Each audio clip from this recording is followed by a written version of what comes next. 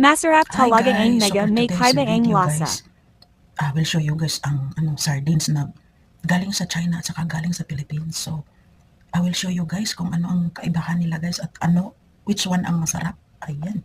So ayan guys, ito yung China sardines. Bumili ako ng isa kasi at saka hindi ko tinignan na China pa lang. So it's not mean na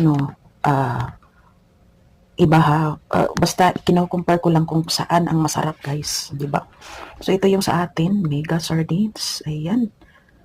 So ayan, mega mega. Saka ito naman is triple A dash 1. Yan. Sardines with tomato sauce with chili. Ito naman is sardines in tomato sauce with chili. Ayan. Yan guys. So, saka easy opening this one is hindi gamit ka ng can opener. Iba siya guys kasi ang laman ng guys, hindi ko na ino-open ha. Alam niyo na kung ang laman ng mega sardines ay masarap talaga siya. Masarap at saka saucy. Saka ito namang guys, ayan, ito yung parang hindi siya hindi siya iba ang sauce guys, parang malapot. Malapot yung sauce ng Chinese ng isang sardines, ayan. Sa mega sardines naman ay hindi ganito guys, no. Ayan. So, at saka iba yung sardines ng mega sardines ay skinny, hindi masyadong wide yung sardines na ginagamit nila.